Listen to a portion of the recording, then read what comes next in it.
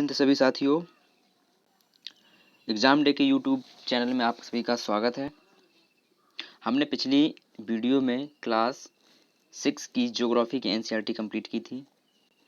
ये class 7th की NCERT geography की है। इसमें हम 5 पार्ट तक एक ही वीडियो में कंप्लीट करेंगे। तो चलिए स्टार्ट करते हैं आज का ये वीडियो।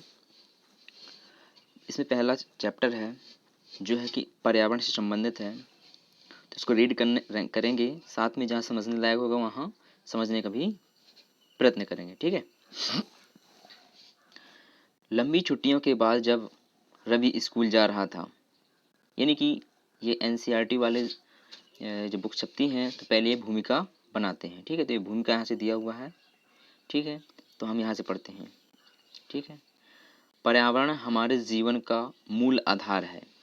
यह हमें सांस लेने के लिए हवा, पीने के लिए जल, खाने के लिए भोजन एवं रहने के लिए भूमि प्रदान करता है। मानव इस प्राकृतिक पर्यावरण को में कैसे परिवर्तन करता है। कार का धुआं वायु को प्रदूषित करता है, पानी को पात्र में एकत्रित किया जाता है, भोजन को बर्तनों में परोसा जाता है और भूमि पर कारखानों का निर्माण होता है। मानव कार, मिल, कारखानों एवं बर्तनों का निर्माण करता है। इस प्रकार से मानव प्राकृतिक पर्यावरण में परिवर्तन करता है। ठीक है, यहाँ पे भूमिका का दिया हुआ है। ठीक है, और यहाँ से पढ़ते हैं अपन। इसमें लिखा है पर्यावरण के घटक। तो पर्यावरण के दो प्रकार के घटक होते हैं, प्राकृतिक घटक होते हैं, एक मानव निर्मित घटक होता है। ठीक है, तो प्राकृतिक घटक में क्या क्या आता है, इसमें जो आते हैं जैसे सजीव, स्थल, वायु, जल। ठीक है, यानी कि जैवमंडल, स्थलमंडल, वायुमंडल और जलमंडल, ये प्राकृतिक है। मानव निर्मित क्या क्या आते हैं, जैसे इमारतें, पार्क, पुल, सड़क, स्मारक, उद्योग, ठीक है, भवन, ये सभी आते हैं। ठीक है, मानव ने और क्या क्या बनाया है, मानव ने बनाया है परिवार बनाया, समुदाय है, धर्म बनाया। ठीक है, राजनीतिक स्थितियाँ बनाई। ठीक है, इसमें जानते हैं कि आपने जो ऊपर वार्तालाप लिखी थी उसके आगे का वीडियो है, बात है, इसमें बातें लिखी हुई हैं इसमें। ठीक है, ऊपर के वार्तालाप से आप थोड़ा बहुत समझ गए होंगे कि किसी भी जीवित प्राणी के चारों ओर पाए जाने वाले लोग, स्थान, वस्तुएं एवं प्रकृति को क्या कहते हैं, पर्यावरण हम कहते हैं। ठीक है, यह प्राकृतिक एवं मानव निर्मित परिघटनाओं का मिश्रण है। प्राकृतिक पर्यावरण में पृथ्वी पर पाए जाने वाली जीवीय एवं अजीवीय दोनों परिस्थितियां सम्मिलित हैं। जीवीय क्या कहलाता है, सजीव प्राणियों का संसार जैसे पादप एवं जंतु। अजीवीय क्या कहलाता है, निर्जीव पदार्थों का संसार जैसे स्थल। ठीक है, इसके बाद आगे जानते हैं, जब मानवीय पर्यावरण में मानव की परंपर क्रियाएं क्या होती हैं, कि जो मानवीय पर्यावरण में जब मानव की परस्पर आपस में क्रियाएं होती हैं, गतिविधियां होती हैं, ठीक है, उनको शामिल करते हैं। ठीक है, मानवीय पर्यावरण में किसको शामिल करते हैं, जो मानव की जो क्रियाएं हैं, गतिविधियां हैं, ठीक है, उन सभी को शामिल करते हैं। अब शब्द उत्पत्ति के बारे में जानते हैं। पर्यावरण यानी क्या कहलाता है, एनवायरनमेंट। क्या होता है पर्यावरण, यानी एनवायरनमेंट इंग्लिश में कहते हैं। और इस शब्द की जो उत्पत्ति हुई है फ्रेंच शब्द एनवायरोनेर या एनवायरोनेरे से हुई है, जिसका अर्थ है पड़ोस। अब जानते हैं प्राकृतिक पर्यावरण, इसे क्या कहते हैं, नेचुरल एनवायरनमेंट। ठीक है, भूमि, जल, वायु, पेड़ पौधे एवं जीव जंतु मिलकर प्राकृतिक पर्यावरण बनाते हैं। स्थलमंडल, जलमंडल, वायुमंडल एवं जैवमंडल से आप पहले से ही परिचित होंगे। पृथ्वी की ठोस परपटी या कठोर ऊपरी सतह को स्थलमंडल कहते हैं। यह चट्टानों एवं खनिजों से बना होता है एवं मिट्टी की पतली परत से ढका होता है। यह पहाड़, पठार, मैदान, घाटी आदि जैसी विभिन्न स्थलाकृतियों वाला विषम धरातल होता है। ये स्थलाकृतियां महाद्वीपों के अलावा महासागर की सतह पर भी पाई जाती हैं। स्थलमंडल वह क्षेत्र है जो हमें वन, कृषि एवं मानव वस्तुओं के लिए भूमि, पशुओं को चरने के लिए घास स्थल प्रदान करता है। यह खनिज संपदा का भी एक महत्वपूर्ण स्रोत होता है। ठीक है, तो आप तो ये पहले जान चुके होंगे कि स्थलमंडल क्या होता है। स्थलमंडल ये है जहाँ पे ये है स्थलीय भाग होता है। ठीक है, ये जलमंडल है, ये वायुमंडल है, ये पे यहाँ पे जीव जंतु रहते हैं, है ना, सभी प्रकार के पेड़ पौधे हैं, आवास बना हुआ है, ये सब क्या कहलाता है, परिक्षेत्र जीवमंडल कहलाता है। ठीक है, इसके बाद आगे चलते हैं। जल के क्षेत्र को जलमंडल कहते हैं। यह जल के विभिन्न स्रोतों जैसे नदी, झील, समुद्र, महासागर आदि जैसे विभिन्न जलाशयों से मिलकर बनता है। यह सभी प्राणियों के लिए आवश्यक है। पृथ्वी के चारों ओर फैली वायु की पतली परत को वायुमंडल कहते हैं। पृथ्वी का गुरुत्वाकर्षण बल अपने चारों ओर के वायुमंडल को थामे रखता है। यह सूर्य की झुलसने वाली गर्मी एवं हानिकारक किरणों से हमारी रक्षा करता है। ठीक है, इससे कई प्रकार की गैसें, धूल कण एवं जलवाष्प उपस्थित रहते हैं। वायुमंडल में परिवर्तन होने से मौसम एवं जलवायु में परिवर्तन होता है। पादप एवं जीव जंतु मिलकर जैवमंडल या सजीव संसार का निर्माण करते हैं। यह पृथ्वी का वह संकीर्ण क्षेत्र है जहाँ स्थल, जल एवं वायु मिलकर जीवन को संभव बनाते हैं। ठीक है, इसके बाद में कुछ शब्दावली दी है, जैसे पारितंत्र। पारितंत्र क्या होता है? ठीक है, इसको जानते हैं। वह तंत्र जिसमें समस्त स्तनधारी आपस में एक दूसरे के साथ तथा पर्यावरण के उन भौतिक एवं रासायनिक कारकों के साथ परस्पर क्रिया करते हैं जिसमें वे निवास करते हैं। ये सब ऊर्जा और पदार्थों के स्थानांतरण द्वारा ही संबंध है। ठीक है, अब यहाँ पे जानते हैं पारितंत्र को। ठीक है, तो इसमें कुछ पुनः भूमिका को समझाया है पारितंत्र के बारे में। चलो इसको पढ़ लेते हैं। ठीक है, कि रवि की कक्षा के एक एनसीसी कैंप में जेस्सी ने आश्चर्य से कहा, कितनी मूसलाधार बारिश हो रही है। इससे मुझे अपना केरल याद आ गया। तुम सबको आकर देखना चाहिए कि कैसे हरे भरे खेतों एवं नारियल के बागानों में लगातार बारिश होती रहती है। तभी जैसलमेर में रहने वाले हीरन ने आश्चर्य से कहा, हमारे यहाँ वर्षा होती ही नहीं। हमें तो दूर दूर तक केवल कीकर एवं रेत की ही नजर आती है, लेकिन वहाँ ऊंट भी तो मिलते हैं। रवि ने कहा। हीरा ने कहा, ऊंट तो मिलेंगे ही। जब तुम हमारे रेगिस्तान आओगे तो तुम्हें सांप, छिपकली एवं उनके कीट, अनेक कीट भी मतलब देखने को मिलेंगे। रवि हैरत में पड़ गया। विभिन्न स्थानों पर पाए जाने वाले जीव जंतु, वनस्पति एवं लोगों के रहन सहन के तरीके इतने भिन्न क्यों हैं? क्या सभी का एक दूसरे के साथ संबंध है? बिल्कुल, बहुत संबंध है। शिक्षक ने कहा, सभी पेड़ पौधे, जीव जंतु एवं मानव आसपास के पर्यावरण पर आश्रित होते हैं। प्रायः वे एक दूसरे पर ही आश्रित हैं। जीवधारियों का आपसी एवं अपने आसपास के पर्यावरण के बीच का संबंध ही पारितंत्र का निर्माण करता है। अधिक वर्षा वाले वन, घास स्थल, रेगिस्तान, पर्वत, झील, नदी, महासागर एवं छोटे से ताल का भी एक पारितंत्र हो सकता है। ठीक है, कुछ शब्दावली दी है, जैसे ये जानने की बात है कि प्रत्येक वर्ष हम लोग 5 जून को विश्व पर्यावरण दिवस के रूप में मनाते हैं। ठीक है, अब यह वस्तु विनिमय पद्धति, यह क्या कहलाता है? यह एक तरह की एक ऐसी पद्धति है जिसमें वस्तुओं की अदला बदली का व्यापार है, जिसमें धन का प्रयोग नहीं होता है। ये समझ में आ गया होगा आपको। इसके बाद चलते हैं, समझते हैं मानवीय पर्यावरण, यस इसको कहते हैं ह्यूमन एनवायरनमेंट। ठीक है, मानव अपने पर्यावरण के साथ पारस्परिक क्रिया करता है और उसमें अपनी आवश्यकता के अनुसार परिवर्तन करता है। प्रारंभिक मानव ने स्वयं को प्रकृति के अनुरूप बना लिया था। उनका जीवन सरल था एवं आसपास की प्रकृति से उनकी आवश्यकताएं पूरी करता था, हो सक जाती थी। ठीक है, समय के साथ कई प्रकार की आवश्यकताएं बढ़ी। मानव ने पर्यावरण की उपयोग और उसमें परिवर्तन करने के कई तरीके सीख लिए। उसने फसल उगाना, पशु पालना एवं स्थायी जीवन जीना सीख लिया। पहिए का आविष्कार हुआ, आवश्यकता से अधिक अन्न उपजाया गया, वस्तु विनिमय पद्धति का विकास हुआ, व्यापार आरंभ हुआ एवं वाणिज्य का विकास हुआ। औद्योगिक क्रांति से बड़े पैमाने पर उत्पादन प्रारंभ हो गया। परिवहन तेज गति से प्रारंभ हुआ। सूचना क्रांति से विश्व में संचार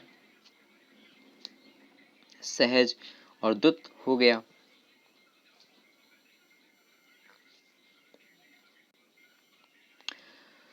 क्या आप जानते हैं कि आप गर्मी में रसीला तरबूज एवं सर्दी में भुनी हुई मूंगफली खाना क्यों पसंद करते हैं? प्राकृतिक एवं मानवीय पर्यावरण के बीच सही संतुलन होना बहुत जरूरी है। मानव को पर्यावरण के साथ समरसता से रहने एवं उसका उपयोग सीखना चाहिए। रवि कहता है, रवि की कक्षा में मिजोरम की एक लड़की है, नूरी। वह अक्सर अपने स्थान की हरियाली की बात करती रहती है।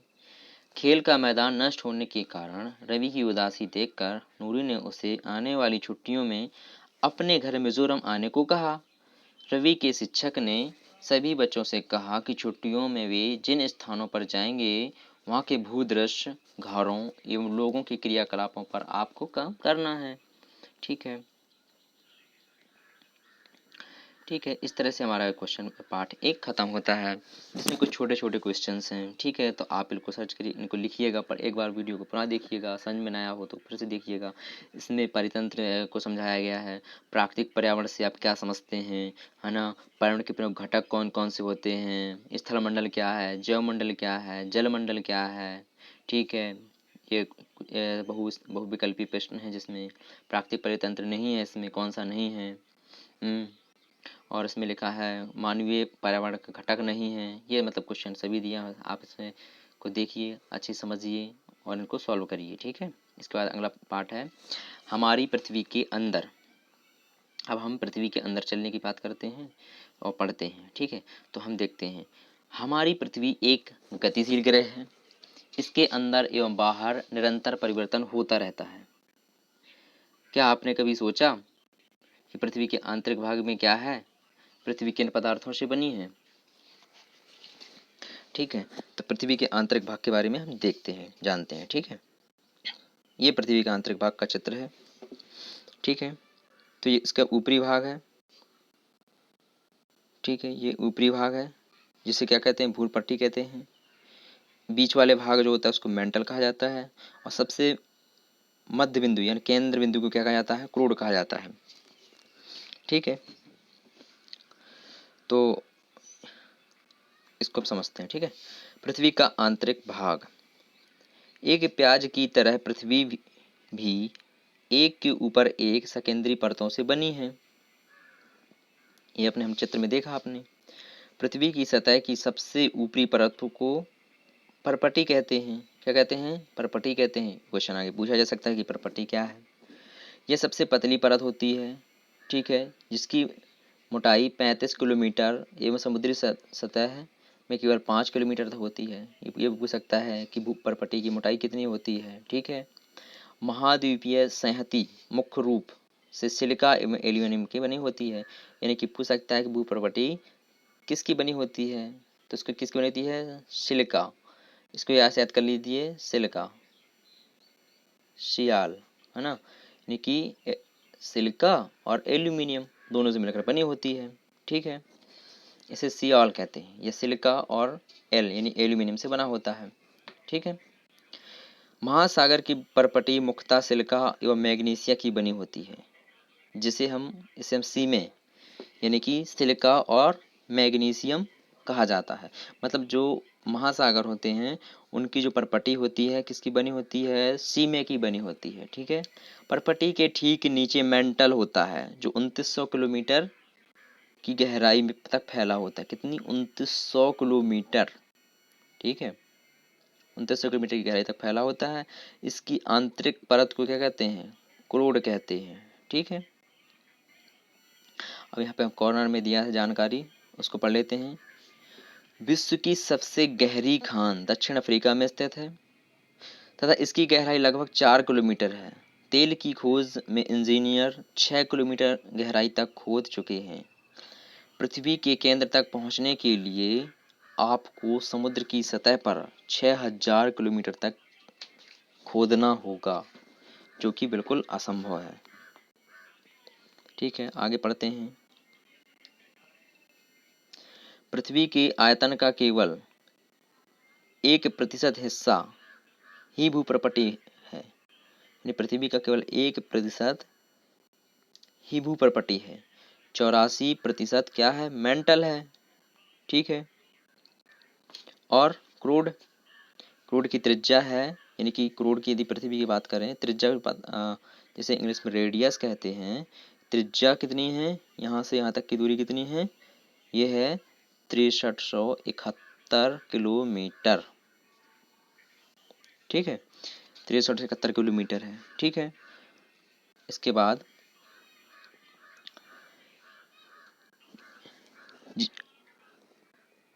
मेंटल है। मेंटल की त्रिज्या लगभग 3500 किलोमीटर है। यह मुख्यतः निकेल और लोहे की बनी होती है, जिसे नीफे कहा जाता है। केंद्रीय क्रोड का तापमान एवं दाब काफी उच्च होता है। सेल एवं खनिज। भूप्रपटी अनेक प्रकार के सेलों से बनी है। पृथ्वी की प्रपटी बनाने वाले खनिज पदार्थ के किसी भी प्राकृतिक पिंड को सेल कहते हैं। सेल विभिन्न रंग, आकार एवं गठन की हो सकती हैं। मुख्य रूप से सेल 3 प्रकार के होते हैं: आग्नेय सेल, अवसादी सेल और कैंथरस सेल, जिसे इंग्लिश में हम इग्नियस, सेडिमेंट्री, मेटामॉर्फिक सेल कहते हैं।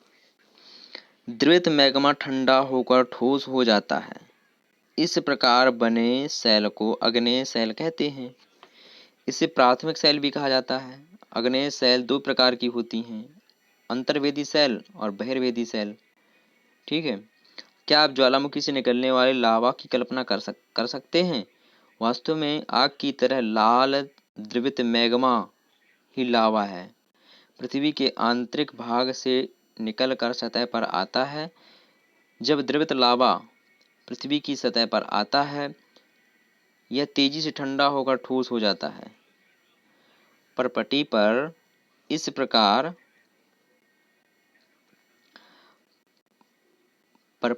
इस प्रकार से बने सेल को बहिर्वेदी अग्नेय सेल कहते हैं। इसकी संरचना बहुत महीन दानों वाली होती है। उदाहरण के लिए बेसाल्ट। दक्कन पठार बेसाल्ट सेलों से ही बना है।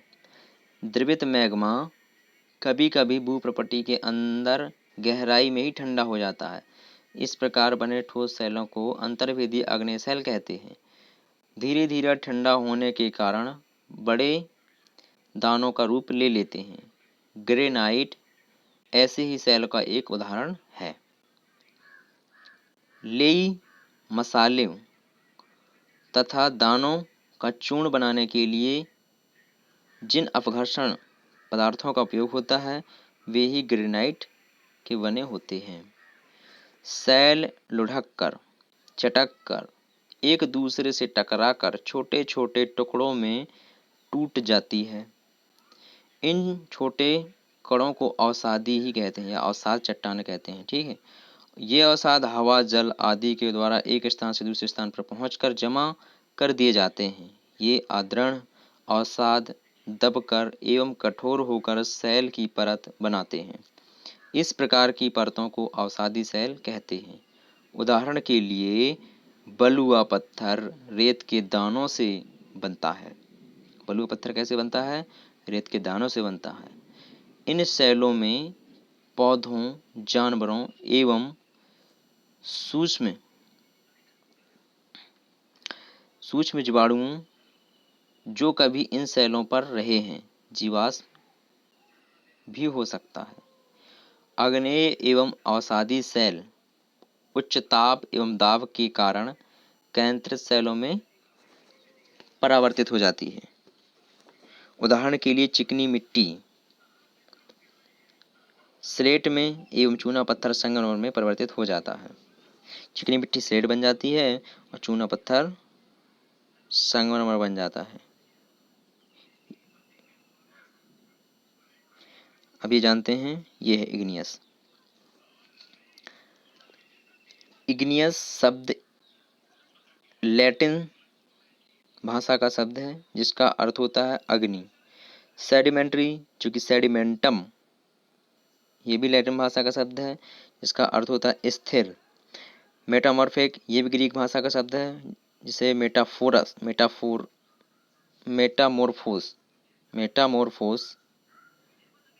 जो है ग्रीक भाषा का शब्द है, यह इसका बदला हुआ रूप है। ठीक है, जिसका अर्थ होता है रूप परिवर्तन।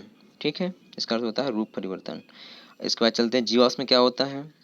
जीवाश्म जो होते हैं, क्या होते हैं जीवाश्म? सेलों की परतों में दबे मृत पौधों एवं जंतुओं के अवशेष को क्या कहते हैं? हम जीवाश्म कहते हैं। ठीक है, जो जैसे सेले होते हैं उनकी परतों में दब जाते हैं मृत पौधे और जंतुओं के अवशेष। ठीक है, तो क्या कहलाते हैं? वो जीवाश्म कहलाते हैं। ठीक है, आगे चलते हैं। सेल हमारे लिए बहुत उपयोगी हैं। कठोर सेलों का उपयोग सड़क, घर एवं इमारत बनाने के लिए किया जाता है। आप पत्थरों का उपयोग कई खेलों में करते हैं। उदाहरण के लिए 7 पत्थर, इसे पिट्टू कहा जाता है।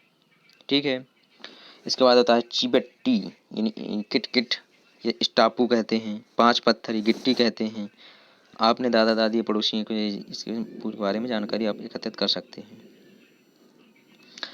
आपको जानकर आश्चर्य होगा कि किन्हीं निश्चित दशाओं में एक दूसरे की सेल चक्रीय तरीके से एक दूसरे में परिवर्तित हो जाते हैं।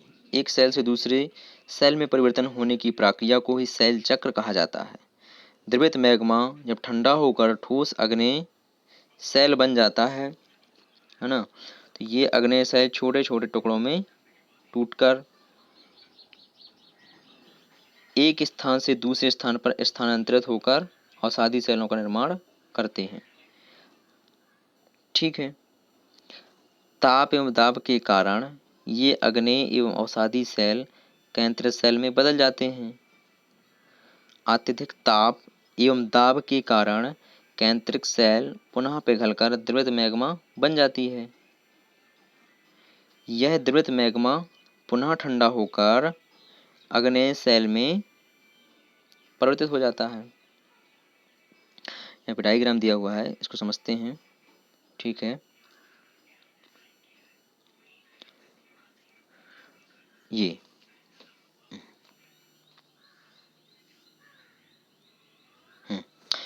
है, देखो अग्नेय सेल है। ठीक है, अग्नेय सेल है। जब इसका घिसावट होगा जल, पवन और हिम द्वारा अग्नेय सेल का, तो छोटे छोटे टुकड़ों में टूट जाएगी, अवसाद के रूप में बिखर जाएगी।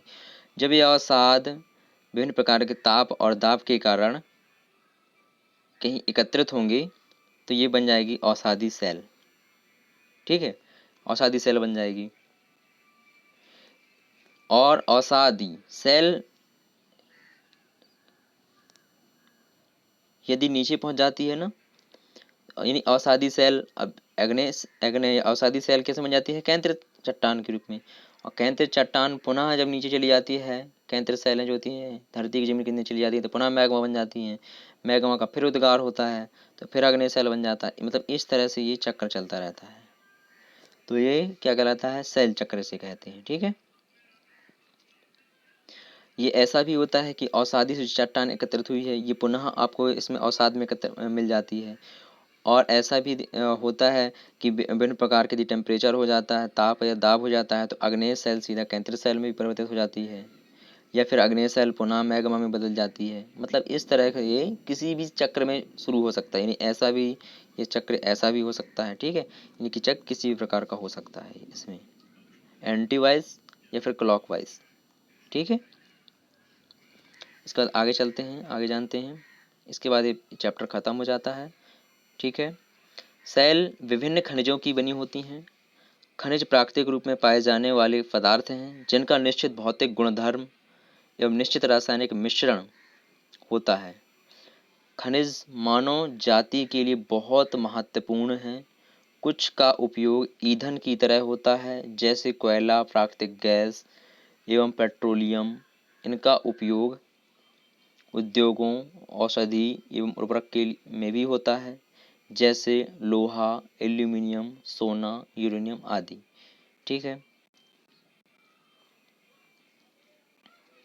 तो इस तरह से हमारा दूसरा चैप्टर खत्म होता है। एक क्वेश्चन देखिए इसमें, पृथ्वी की 3 परतों के नाम बताइए। सेल क्या है, 3 प्रकार के सेलों के नाम क्या हैं, अंतर्वेदी बहिर्वेदी, है ना, सेल का निर्माण किस प्रकार होता है, सेल के उपयोग, सेल से या चक्र से क्या आप समझते हैं, केंद्रित सेल क्या है।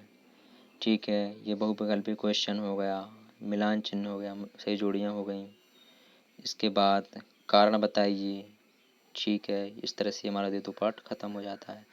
3 पार्ट में चलते हैं जिसका नाम है हमारी बदलती पृथ्वी। ठीक है, तो हम सबसे पहले पढ़ते हैं, क्या आप जानते हैं।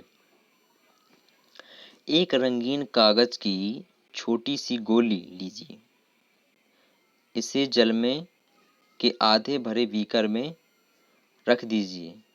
बीकर को तपाई पर गर्म कर, है ना, जब जल गर्म होने पर आप देखेंगे कि गर्म जल की परतों के साथ कागज की गोली भी ऊपर उठती है और ठंडे पानी की परतों के साथ यह गोली नीचे बैठती है। पृथ्वी के अंदर स्थित पिघला हुआ मैग्मा भी इसी प्रकार गति करता है। मतलब ये मैग्मा का उदाहरण लेकर बताया गया है। ठीक है, अब चल पढ़ते हैं इसमें। इसमें लिखा है कि स्थल मंडल है, अनेक प्लेटों में विभाजित है, जिन्हें स्थल मंडलीय प्लेट कहते हैं। आपको यह जानकर आश्चर्य होगा कि ये प्लेट हमेशा धीमी गति से चारों तरफ घूमती रहती है। प्रत्येक वर्ष केवल कुछ किलोमीटर के लगभग पृथ्वी के अंदर पिघले हुए मैग्मा में होने वाली गति के कारण ऐसा होता है। पृथ्वी के अंदर पिघला हुआ मैग्मा एक वृत्तीय रूप में घूमता रहता है, जैसे कि क्रियाकलाप में दिखाया गया है। ठीक है, प्लेट की इस गति के कारण पृथ्वी की सतह पर परिवर्तन होता है। पृथ्वी की गति को उन बलों के आधार पर विभाजित किया गया है जिसके कारण ये गतियाँ उत्पन्न होती हैं। ये बल पृथ्वी के आंतरिक भाग में घटित होते हैं, जिन्हें अंतर्जनित बल या एंडोजेनेटिक फोर्स कहते हैं, एवं जो बल पृथ्वी की सतह पर उत्पन्न होते हैं उन्हें बहिर्जनिक बल या एक्सोजेनिक फोर्स भी कहते हैं। ठीक है, अंतर्जनित बल कभी आकस्मिक गति के कारण उत्पन्न होते हैं, तो कभी धीमी गति से, जैसे भूकंप एवं ज्वालामुखी जैसी आकस्मिक गति के कारण पृथ्वी की सतह पर अत्यधिक हानि होती है। यानी कि पृथ्वी के अंदर इस प्रकार की गतियाँ होती हैं, तो जो आकस्मिक गति होती है वो अधिक नुकसान पहुंचाती है। अब जानते हैं पृथ्वी की गतियाँ के अंदर 2 प्रकार की गतियाँ होती हैं। वहाँ पे 2 प्रकार के बल काम करते हैं, है ना। यानी कि इसको ऐसे लिख सकते हैं, बल, है ना। तो बल को 2 भागों में बांटा, 2 तरह का बल लगता है पृथ्वी के अंदर, एक अंतर्जनित बल, एक बहिर्जात बल। ठीक है, और अंतर्जनित बल जो होता है 2 प्रकार का होता है। आकस्मिक बल होता है, एक पटल विरूपण बल होता है। आकस्मिक बल क्या होते हैं, जो मतलब अचानक से उत्पन्न हो जाते हैं, जैसे भूकंप, ज्वालामुखी, भूस्खलन। अब पटल निरूपण बल क्या होते हैं, ये पर्वत निर्माणकारी बल होते हैं। यानी कि ये बल धीरे धीरे काम करता है, जैसे पर्वतों में काम करता है। पर्वत ऊंचे कैसे होते हैं, यानी कि इस तरह से, जैसे माउंटेन है तो ये बल काम करते रहते हैं। पर्वत निर्माणकारी बल ऊंचे होते जाते हैं, और मैंने धीरे धीरे बल ऐसे काम करता जाता है, इस तरह से, और ये इस तरह से लगता है, तो ये ऊंचे होते जाते हैं। ठीक है, तो अब बहिर्जात बल क्या जानते हैं। बहिर्जात बल में 2 तरह का होता है। एक होता है, मतलब 2 तरह का होता है, ये भी अपर्दन और निक्षेपण होता है। ठीक है, जैसे नदियाँ क्या करती हैं, अपर्दन का काम भी करती हैं और निक्षेपण का भी काम करती हैं। पवन भी इसी तरह करती है, यहाँ की मिट्टी उठा के ले जाएगी और यहाँ पे रख देगी। यानी कि यहाँ से अपर्दन किया, यहाँ पे निक्षेप कर दिया। ठीक है, मतलब जिस प्रकार से आपने रेगिस्तान का नाम सुना होगा। रेगिस्तान की जो बालू है, हमेशा रेगिस्तान बढ़ता जा रहा है। क्यों बढ़ता जा रहा है, कि हवा ने यहाँ का बालू उठाई, जाके यहाँ पे पटक दिया, तो यहाँ तक धीरे धीरे हो गया रेगिस्तान। इस तरह से क्या हो रहा है कि रेगिस्तान का विस्तार हो रहा है ना। तो ये क्या है, ये पवन के द्वारा काम किया जाता है। ये क्या है, पृथ्वी के ऊपरी परत में काम करता है, जिसके कारण से इसे क्या कहा जाता है, बहिर्जात बल कहते हैं। ठीक है, आई होप इसको समझ में आ गया होगा आप लोगों को। ठीक है, तो शब्द उत्पत्ति जान लेते हैं। जैसे आपने जो ना सुना है एंडोजेनिक, एंडोजेनिक, ठीक है, एंडोजेनिक है ना, एंडोजेनिक, तो ये बन जाएगा एंडोजेनिकल। इसके बाद एक्सोजेनिक, तो ये बन जाएगा एक्सोजेनिक। इसका मतलब होता है अंतः उत्पत्ति। ठीक है, इसका मतलब होता है बाह्य उत्पत्ति। ठीक है, ज्वालामुखी भूप्रपटि पर खुला एक ऐसा छिद्र होता है जिससे पिघले हुए पदार्थ अचानक निकलते हैं। ठीक है, जैसे ये देखो निकलती है, राख निकल रही है, मतलब ये पृथ्वी का आंतरिक भाग है। ठीक है, यहाँ पे क्या भरा हुआ है, ये मैग्मा भरा हुआ है। ये मैग्मा कोष्ठ किसे कहते हैं, मैग्मा चैम्बर बोलते हैं। ठीक है, यहाँ पे क्या भरा हुआ है, मैग्मा भरा हुआ है। ये कहाँ पे भरा होता है, मेंटल यानी भू प्रॉपर्टी के नीचे और क्रोड से ऊपर थोड़ा भरा होता है। हाँ, मेंटल में भरा होता है पूरा तरह से। ये भू प्रॉपर्टी है। ठीक है, ये भू प्रॉपर्टी है। ये जब किसी छिद्र के सहारे जब ये विस्फोट होता है ना, तो अपने साथ बहुत सारा ये मैग्मा बाहर निकलता है। ठीक है, मैग्मा इस तरह से निकलता है, इस तरह से निकलता है, इस तरह से।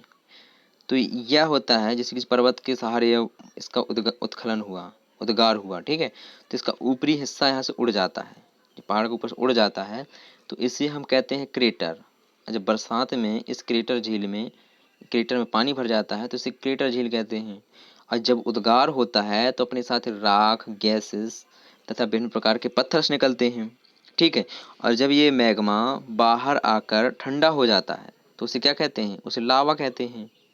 ठीक है, तो याद रखना, जब ये मैग्मा चैम्बर में होता है ना, जब ये लावा अंदर होता है, मतलब जो अंदर जो पदार्थ होता है, पृथ्वी के जब अंदर पदार्थ होता है तो उसे मैग्मा कहते हैं, और जब ये पदार्थ बाहर आ जाते हैं तो उसे क्या कहते हैं, लावा कहते हैं। ठीक है, तो ये बात समझ में आ गई होगी आपको। इस प्रकार स्थलीय प्लेटों की गति करने पर पृथ्वी की सतह पर कंपन होता है। यह कंपन पृथ्वी के चारों ओर गति कर सकता है। इस कंपन को भूकंप कहते हैं। ठीक है, भूप्रपट्टी के नीचे वह स्थान है जहाँ कंपन आरंभ होता है। ठीक है, उसे उद्गम केंद्र कहा जाता है।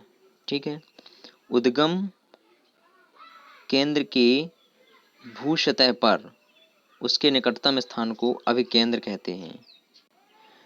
अभिकेंद्र के कंपन बाहर की ओर तरंगों के रूप में गमन करती है। अभिकेंद्र के निकटतम भाग में सर्वाधिक हानि होती है। यह अभिकेंद्र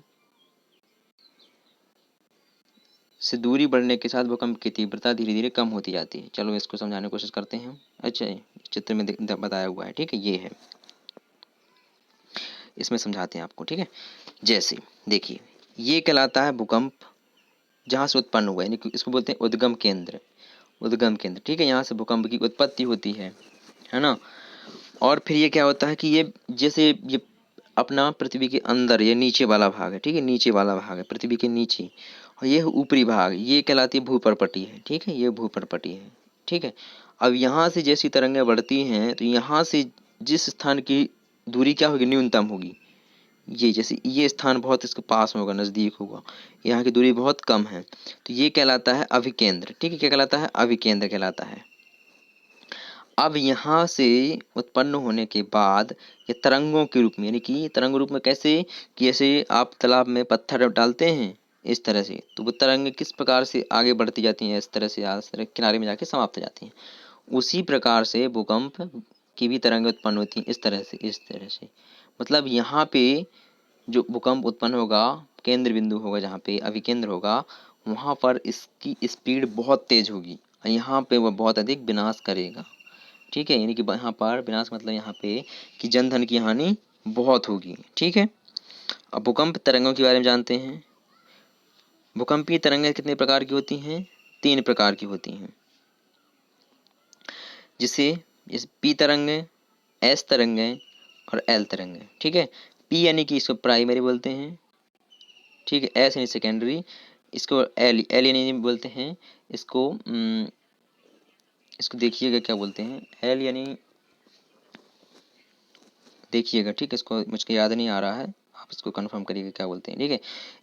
इसको बोलते हैं अनुदैर्ध्य तरंग बोलते हैं, इसको अनुप्रस्थ तरंग बोलते हैं, और इसको पृष्ठीय तरंग भी बोलते हैं, ठीक है। पृष्ठीय तरंग यानी कि अनुदैर्ध्य तरंग क्या होती हैं, जैसे ध्वनि तरंग होती हैं। कैसी होती हैं? ध्वनि तरंग कैसी होती हैं? अनुदैर्ध्य रूप में चलती हैं, ठीक है। अनुप्रस्थ तरंग क्या होती हैं? जैसे प्रकाश की तरंगें चलती हैं, उस प्रकार से कार्य करती हैं, ठीक है। यद्यपि भूकंप की भविष्यवाणी संभव नहीं, लेकिन यदि हम पहले से तैयार हों तो इसके प्रभाव को निश्चित रूप से कम किया जा सकता है। स्थानीय लोग कुछ सामान्य तरीकों से भूकंप की संभावनाओं का अनुमान लगाते हैं, जैसे जानवरों के व्यवहार का अध्ययन करके, तालाब में मछलियों की उत्तेजना, सांपों का धरातल पर आ जाना। इसके आप जानकारी एकत्रित कर सकते हैं कि भूकंप आने की संभावना है। जैसे भुज में आया था, भुज 2001 में आया था, ठीक है। वहाँ पर यह है 6.9 रिएक्टर की तीव्रता का भूकंप आया था, जो कि वहाँ पे बहुत अधिक विनाश किया था। स्कूल प्रभावित हो गए थे, है ना। भुज की तबाही के बारे में दिया है, फोन लाइन, पाइपलाइन, विद्युत स्टेशन, संचार पूरा खत्म हो गया था, ठीक है। शहर में आग लग गई थी, ठीक है। वहाँ का आपातकाल घोषणा हो गई थी। इस तरह से मतलब वहाँ की घटना का सर्वे दिया हुआ है, ठीक है। इसको पढ़िएगा जरूर, ठीक है। इसके बाद जानते हैं भूकंप का मापन एक यंत्र से किया जाता है। किससे किया जाता है? एक यंत्र से किया जाता है, जिसे भूकंप लेखी कहते हैं, है ना। भूकंप लेखी, या इसको इंग्लिश में सिस्मोग्राफ बोलते हैं, ठीक है। भूकंप की तीव्रता रेक्टर स्केल पर मापी जाती है। जिस भूकंप की तीव्रता 2.0 अथवा उससे कम होती है, उसका प्रभाव नहीं के बराबर होता है। जिस भूकंप की तीव्रता 5 यानी कि 0.0 होती है, वह भूकंप के गिरने से क्षति पहुंचा सकता है। जिस भूकंप की तीव्रता 6 अथवा उससे अधिक होती है, बहुत अधिक शक्तिशाली, और जिसकी तीव्रता 7 अथवा अधिक होती है, वह सर्वाधिक शक्तिशाली समझा जाता है। ये है इस तरह का यंत्र है, ये भूकंप लेखी यंत्र लगे हुए हैं, ये है। थोड़ा सा भी अगर हलचल उत्पन्न होती है तो इसमें इस तरह से रडार खिंच जाती है, कितना ऊपर गया कितना नीचे गया, तो मतलब यहाँ पे स्केल लगी होती है, तो उसमें अनुमान पता चल जाता है कि भूकंप पृथ्वी कितने इंच हिली, ठीक है। इस तरह से, ठीक है। इसके बाद आइए है भूकंप के बचाव की तैयारी। किस प्रकार से भूकंप आता है तो हमें तैयारी करनी चाहिए, ठीक है। भूकंप के दौरान कहाँ आश्रय लें, इसके बारे में जानते हैं। सुरक्षित स्थान, रसोई के काउंटर या मेज के नीचे, दीवार के अंदरूनी कोने में, ठीक है। इनसे दूर रहें। आग वाले स्थान, चिमनी के आसपास, टूट सकने वाली खिड़कियां, दर्पण एवं तस्वीर फ्रेम से पहले से तैयार रहें। अपने दोस्तों एवं परिवार सदस्यों के बीच जागरूकता फैलाएं एवं आपदा का सामना विश्वास से करें, ठीक है। मतलब आपको धैर्य के साथ विश्वास भी रखना है कि हम ये इस मुसीबत से बच जाएंगे, ठीक है। मुख्य स्थलाकृतियों के बारे में जानते हैं। अच्छय एवं अपर्दन नामक 2 प्रक्रमों द्वारा दृश्य भूमि लगातार विकृत होती रहती है। पृथ्वी की सतह पर शैलों के टूटने से अपक्षय की क्रिया होती है। भूदृश्य पर जल, पवन एवं हिम जैसे विभिन्न घटकों के द्वारा होने वाले क्षय को अपर्दन कहते हैं। वायु, जल आदि अपर्दित पदार्थ को एक स्थान से दूसरे स्थान पर ले जाते हैं और फलस्वरूप एक स्थान पर निक्षेपित करते हैं। अपर्दन एवं निक्षेपण के ये प्रक्रम पृथ्वी के धरातल पर विभिन्न स्थलाकृतियों का निर्माण करते हैं। ये हमने पिछली वीडियो में समझा था कि मतलब समझा था कि अपर्दन और निक्षेपण किस प्रकार से होता है। आज बोलते हैं इसके बारे में जानते हैं। विश्व के हजारों छोटे छोटे जलप्रपात हैं। सबसे ऊंचा जलप्रपात अमेरिका में के दक्षिण अमेरिका है, ठीक है। दक्षिण अमेरिका यानी कि इस वाले भाग में, जो मैप पढ़ा था विश्व मैप, वहाँ पे इस यहाँ वाले भाग में ये कहलाता है दक्षिण अमेरिका। वेनेजुएला का एक जलप्रपात है, ठीक है। अन्य जलप्रपात उत्तर अमेरिका में कनाडा तथा संयुक्त राज्य अमेरिका की सीमा पर स्थित हैं, जैसे नियाग्रा जलप्रपात है। और अफ्रीका में जांजिबिया या जिम्बाब्वे की सीमा पर स्थित विक्टोरिया जलप्रपात है, ठीक है। इसके बाद जानते हैं नदी के कार्य। नदी के जल से दृश्य भूमि का अपर्दन होता है, यानी कि दृश्य भूमि यानी कि उपर्दित भूमि की जो हम देख सकते हैं ऊपरी भूमि को, वही कहलाती है। ठीक है। जब नदी किसी खड़े ढाल वाले स्थान पर अत्यधिक कठोर शैल या खड़े ढाल वाली चट्टानों में गिरती है तो वह जलप्रपात बनाती है, यानी कि देखिए इस तरह से गिर रही है। ठीक है। कठोर शैल जल की शक्ति काट रहा है। ठीक है। जब नदी मैदानी क्षेत्र में प्रवेश करती है तो वह मोड़दार यानी कि सर्पिल आकार की, ठीक है, ये मोड़दार सर्पिल आकार की बहने लगती है। नदी में इन्हें बड़े मोड़ों को विसर्प कहते हैं। इसके बाद विसर्पों के किनारों पर लगातार अपर्दन एवं निक्षेपण शुरू हो जाता है। विसर्प लूप के सिरे निकट आते जाते हैं और समय के साथ विसर्प लूप नदी से कट जाते हैं, एक अलग झील बनाते हैं जिसे चाप झील कहते हैं। कभी कभी नदी अपने तटों से बाहर बहने लगती है, फलस्वरूप निकटवर्ती क्षेत्रों में बाढ़ आ जाती है। बाढ़ के कारण नदी के तटों के निकटवर्ती क्षेत्रों में महीन मिट्टी एवं अन्य पदार्थों का निक्षेपण करती है। ऐसी मिट्टी एवं पदार्थों को अवसाद कहते हैं। इसके समतल उपजाऊ बाढ़कृत मैदान का निर्माण होता है। नदी के उत्थित तटों को तटबंध कहते हैं। समुद्र तक पहुँचते पहुँचते नदी का प्रवाह धीमा हो जाता है तथा नदी अनेक धाराओं में विभाजित हो जाती है।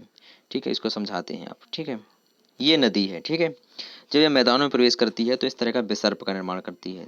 ठीक है, इस तरह से विसर्प का निर्माण करती है। ठीक है, तो क्या होता है कि इस भाग का क्या होता है, अपर्दन होता है।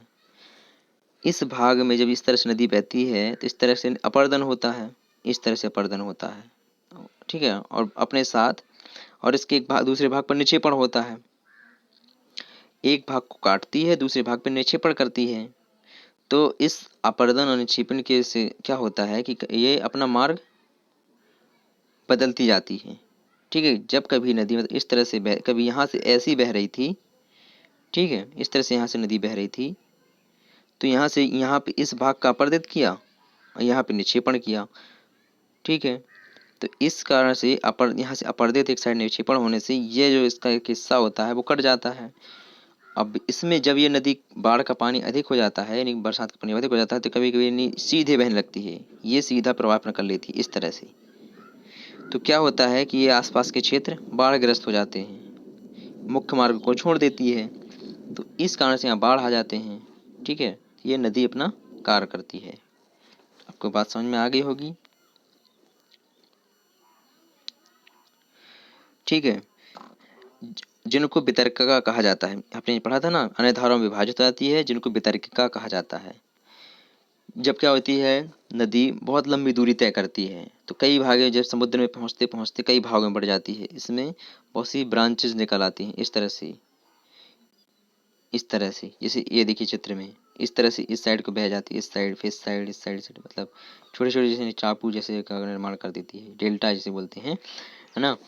तो इसको क्या कहते हैं, ये वितर्किका कहलाती है नदी की। ठीक है, यदि नदी इतनी धीमी हो जाती है कि यह अपने साथ लाए मलबे का निक्षेप करने लगती है, प्रत्येक वितरिका अपने मुहाने का निर्माण करती है। सभी मुहानों के अवसादों के संग्रह में से डेल्टा का निर्माण होता है। ठीक है, समुद्री तरंगों के कार्य। अब समुद्री तरंगे किस प्रकार से काट छाट करते हैं उसके बारे में जानते हैं। समुद्री तरंगों के अपर्दन निक्षेपण तटीय स्थलाकृतियां बनाते हैं। समुद्री तरंगें लगातार सैलों से टकराती रहती हैं जिससे दरार विकसित होती है। समय के साथ ये बड़ी और चौड़ी होती जाती हैं। इनको समुद्री गुफा कहते हैं। इन गुफाओं में बड़े होते जाने पर इनमें केवल छत ही बचती है। इसे तटीय मेहराब कहते हैं। लगातार मेहराब यानी लगातार अपर्दन छत को भी तोड़ देता है और दीवार बचती हैं। दीवार जैसी इन आकृतियों को स्टैक कहते हैं। समुद्री जल के ऊपर लगभग ऊर्ध्वाधर उठे हुए ऊंचे शैलीय तटों को समुद्र भृगु कहते हैं। समुद्री तरंगें किनारों पर अवसाद जमा कर समुद्री पुलिन का निर्माण करती हैं। चलिए इसको समझते हैं। यानी कि जो समुद्री तरंगें होती हैं वो लगातार, ये सेल होती है, ठीक है, इसी तरह से कोई सेल है मानिए, ठीक है, ये लगातार टकराती रहती हैं, समुद्री तरंगें टकराती रहती हैं। यहाँ पे क्या होता है, इसका ये हिस्सा कट जाता है, इस तरह से हिस्सा कट जाता है, ठीक है, ये इस साइड से कटती रहती हैं, इस तरह से भी यहाँ से काटती रहती है। यानी कि ये चट्टान मतलब किस तरह से बन जाता है, इस तरह से कुछ आकृति बन जाती है। यानी कि ऊपर छत रहता है लेकिन निचला हिस्सा आधार खत्म हो जाता है, यानी कि थोड़ा सा बचता है। तो इसे क्या कहते हैं, इसे कहते हैं समुद्री भृगु कहते हैं, है ना।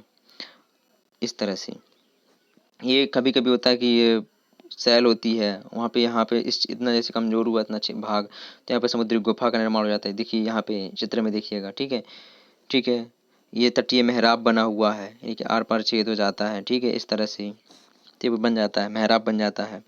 अब ये कहता है कुछ हिस्सा अलग हो जाता है ना, कुछ हिस्सा अलग हो जाता है, मेन शिला से कुछ हिस्सा अलग हो जाता है, यानी कि बीच से ये इस तरह से चट्टान होती है और इस चट्टान को बीच से पानी फाड़ ऐसे अलग कर देता है ना, यानी कि अपरदित कर देता है। तो क्या हो जाता है कि दो दो शिलाएं बन जाती हैं, इस तरह से बन जाती हैं।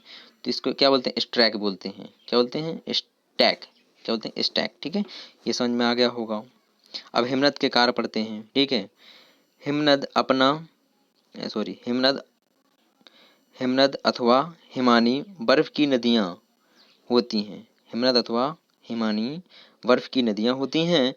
हिमनद अपने नीचे की कठोर चट्टानों से गोलास्मी मिट्टी और पत्थरों को अपरदित कर देती है और गोलास्मी मिट्टी एवं पत्थरों से भूदृश्य एवं अपर्दन करती है। हिमनद गहरे गर्तों का निर्माण करते हैं।